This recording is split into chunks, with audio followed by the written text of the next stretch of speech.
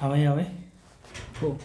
So for this video, we talk about the midpoint of a straight line. So still focusing on the straight line. So you have a straight line, 2 points, and yeah, you can basically find the midpoint of those, right? The midpoint of those, yeah, straight lines. And the formula is just very simple. So in this scenario, you have point B, you have point A, and here this is your midpoint. For the midpoint, the x value of your midpoint is just x1 plus x2 divided by 2. Right? It's like you're finding the average between the x values. And then for the y value, it's going to be y1 plus y2 divided by 2, right? It's very simple. To summarize it here, this is the formula for the coordinates of a midpoint, right? Yeah, so let's get into it. Yeah, find the midpoint of the coordinates of, okay, GE. Okay, so yeah, so there is a midpoint, it's called F, right? It's a line that is between, right, GE, right? So of course I know for f x, the values of x is gonna be x2 plus x1 divided by 2, right? And I know that is going to be x, that's minus 2, plus 2 divided by 2, which is 0, right? And for the y value, you have y1 plus y2 divided by 2, so you have minus 2 plus 1 divided by 2, so you have a minus half, right? And then you are done. You just said therefore the midpoint, which is point F, it's 0 and negative 1 over 2, right? Yeah, you can even like just, you see like this formula, the way I put it, you can write it like this, and then you just go down until you have your final coordinate like this, right? But yeah, let's see what we have next. So it's a line, right, AB, and then we are finding the midpoint of AB, right? In fact, let's do it this way to say that midpoint of AB, right, which is x and y, you have x1 plus x2 divided by 2, you have y1 plus y2 divided by 2, right? Therefore, in terms of the values now, it's 3 minus 1 divided by 2, it's 3 minus 3 divided by 2. You see that here you're gonna have 1. Let me go step by step. No, not necessarily, because this is 2 over 2, that is 1, and here you have a 0. So yeah, that is your midpoint. 3 minus 3 is 0. So and then here, 3 minus 1, that is 2. 2 divided by 2, that is 1. Cool. Yeah. Alright. So here they say point E. There is point E, there is point F, G, there is point H.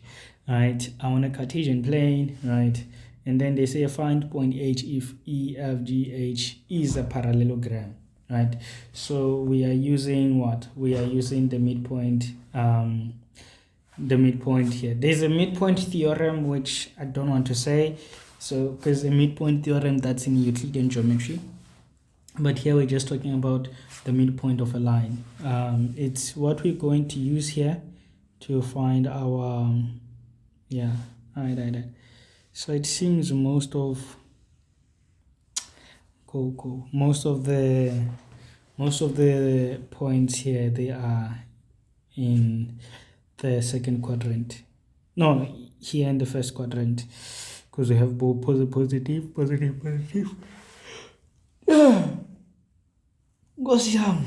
But here we don't know actually what is there. I can't really say if whether it's gonna be in if it's gonna be in the which side of the Cartesian plane, right? But let's go. So they say E, there's E, which is minus 1 and 0. Minus 1 and 0, it's gonna be somewhere here, right? Okay, it's gonna be somewhere here. we also have F, which is 0 and 3. 0 and 3, it's gonna be somewhere here, right? And then we have G, which is 8, so this is 8 and 11, so 8 and 11, it's gonna be somewhere here. Now maybe should I put it somewhere here, right? Cool stuff. We do have our points now, and then H, which we don't know where it's going to be, né? Yeah, we have no idea where it's going to be. And they said this thing is, it's a parallelogram. Let me, yeah, né? So this if I draw a straight line, eh, we're gonna have something like this, a straight line from here.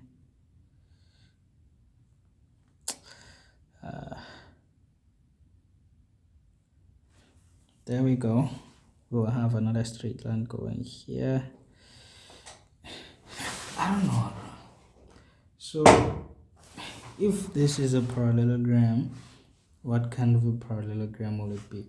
Is it the case that maybe this line goes here, and then we have another straight line somewhere here, and therefore we have something like this? Because then that will be a parallelogram, and it will make sense that we have H. It will make sense that we have H here, right? That all makes sense. Let me see. So we have this point, we have this point. Okay. Let me do this. Right. So if I try and connect these 2 points,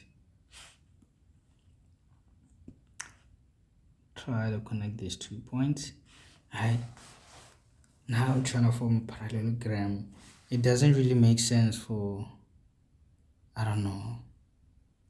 This, oh yeah, it could be, this could be here, this could be here, this could be here. We could have something like this, right? Where we have a point here, and then you have another straight line. Then here, we would say we have a parallelogram. Yeah. So we are seeing two possibilities that kind of make sense. We could have this point going here, right? And if this point is going here, therefore there will be another line going there, and then the H goes there. Not the H. Then you have H here. Yeah, or you could have H here. So it's yeah, I don't know. We will see what the math says, né? So I'm just gonna remove the purple one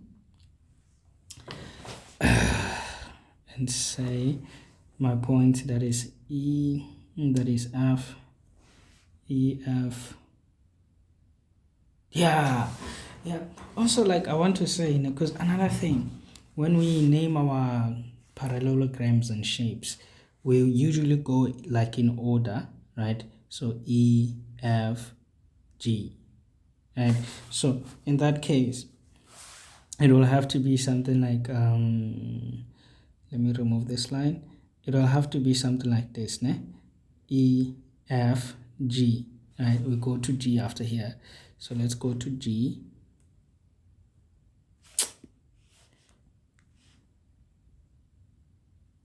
E, F, G, né? So we did say then E, F, then this is G. Yeah, this is exactly what I drew. I don't know why I actually took it off. I don't know why I took it off. G.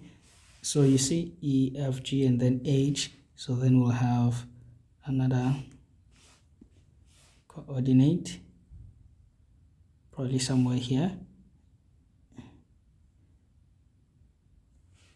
And all in all, they form H. And there we go. We have a parallelogram E, F, G, H, right? And the coordinates, they are given like this. The coordinates are given, eh? The coordinates are given. So you have G, which is 8, 11. You have F. What is F? F is 0 and 3, 0 and 3. We have -1 and 0. Right. So if this is a parallelogram, we now go into the properties of parallelograms. Now, you know there's a parallelogram that says the diagonals, they bisect, right, at the midpoint. Or let me just draw it. I think it will make sense. So this is my diagonal, going there.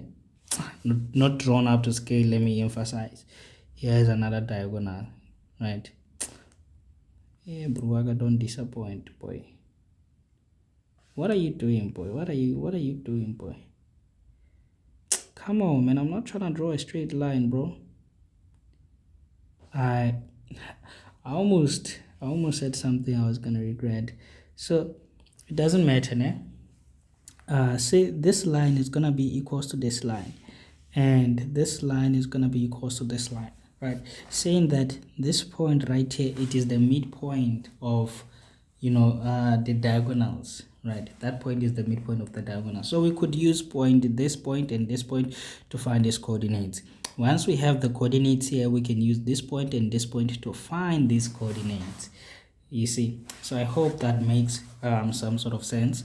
So I'll minimize the picture, and then we do the calculations.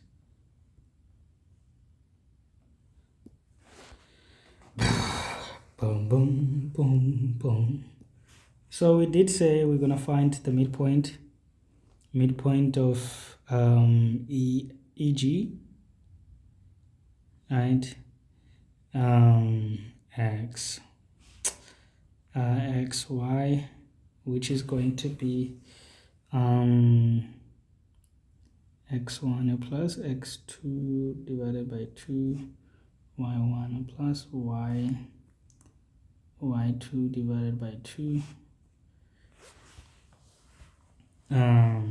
So then we have, we are substituting now. We have point E, x is -1, point G, x is 8. So we have this divided by 2, and then point here we have y being 0 plus 11 divided by 2, right? So therefore the midpoint is 7/2 divided by 11, 7/2 and 11/2. So this is the midpoint, right? And then now we go again, we so this one I'll do it separately.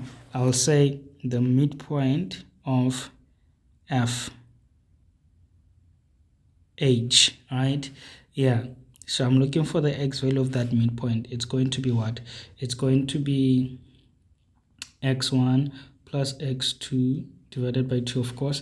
So now the x value here is, so I will say 7/2, it is the x value, and then I know my x is 0 plus the x2, the one that I'm looking for, divided by 2. So let me pause a little bit and elaborate. How we said we're going to approach this problem, we have our diagonals, we have our parallelograms drawn, and we did say that the point where your diagonals meet, that's going to be the midpoint of both of those diagonals. So we found the midpoint of those diagonals using point EG, right? We used line EG to find the midpoint. Here's the midpoint, and here's the coordinates. Now we're gonna use these coordinates to find this point H, because we have this coordinate and this coordinate. So now we know the x value of F plus the x value of H divided by 2, it gives you the x value of the midpoint. That's what we are saying here. The x value of F, which is 0, plus the x value of H, which you don't know, divided by 2, they give you the x value of, right? Cool. So that means here you have x over 2 over 7/2, and I can tell that that x, it has to be now 7, because we multiply by 2, and therefore x equals to 7, right? Cool. Let's do the same thing now for the other one. So we'll say the gradient, no, the midpoint. Now I'm confused. I'm seeing m and I'm like the gradient, but the midpoint of FH, so we're looking for the y value now. It's going to be y1 plus y2 divided by 2, right? And the y values are, you have y value, we have 3 plus y2 divided by 2 equals to 11 over 2, right? We multiply by 2. Once we multiply by 2, what are we going to have? We're going to have 11 equals to 3 plus y2, right? So y will be 11 minus 3, because we transpose 3 to that side. We have 11 minus 3 on the side, and we just have y2 this side. Then you have 11 minus 3, that is going to be 8, right? Yes, 11 minus 3, that is going to be 8. So therefore you are saying, oh, okay. Therefore the h is going to be x, which is 7 and 8, right? Which also makes sense given the diagram we drew. It makes sense. Here we have x being 7, and here we have x being 8. Come on. Yeah, x is 7 here, and here at g, x is 8. It makes sense. Yeah, well, because you see, like, h is a bit on the left and g is a bit on the right, relatively speaking, comparing those 2 points. And yeah, it makes so much sense. It makes so much sense for me, and I hope it does also for you, right? Let's see what we have here. So yeah, so here's another problem. They say the parallelogram with points, right? 1, 2, 3, and find point S, right? I didn't realize. So these are exactly the same problems. The way in which you do these problems is exactly the same. The first thing first, you need to have a clear visualization of your thing. So of course you would say this is your parallelogram PGRS. Remember, like, the way in which a parallelogram is formed is like, I'll make an example.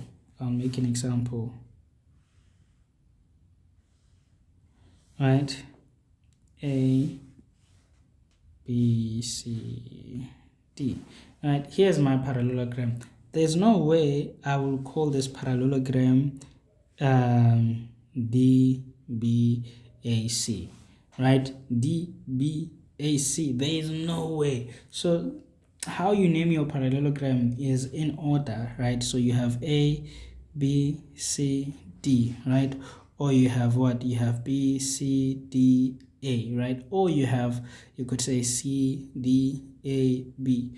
Or you could say you have D, A, B, C, right? There has to be like an order: D, A, B, C, C, D, A, B, right? There has to be an order. So yeah, that is actually what helped me not to be confused as to whether will I have a point here or somewhere here, right? Yeah, do it, and let me know if you're struggling, and I'll be here for you. Thank you so much. That will be the end of this video.